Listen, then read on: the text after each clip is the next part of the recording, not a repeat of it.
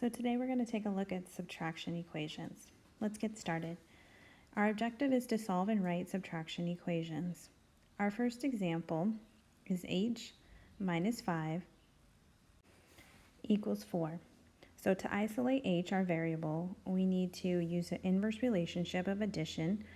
We're going to do plus 5 on one side. To balance the equation, we need to do plus 5 on the other side.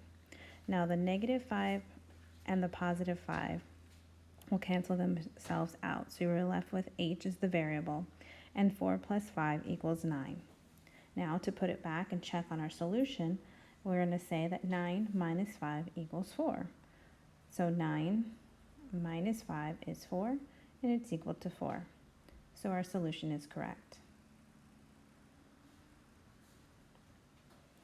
The next example is y minus 6 equals 8.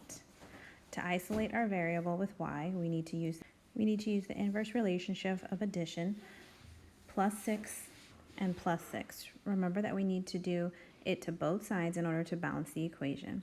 So 8 plus 6 is equal to 14. The 6's cancel themselves out. So y is equal to 14. Putting it back in our solution, we're going to say that 14 minus 6 equals 8. 14 minus 6, borrow from the 1, is left with 8. So 8 is equal to 8. Our solution is correct.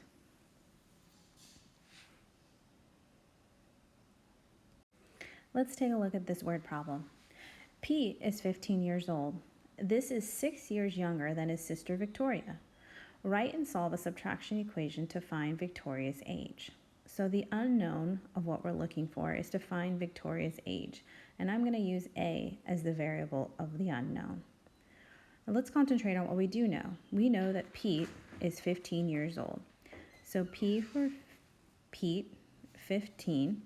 This is, so is will be the equal sign. A, 6 years younger. So A minus 6. So solving our equation with addition, we're going to plus out on both sides. They will cancel themselves out. A is left alone. 15 plus 6 is A. So we've isolated as A is equal to 21. Putting it back into our equation, 21 minus 6 equals 15.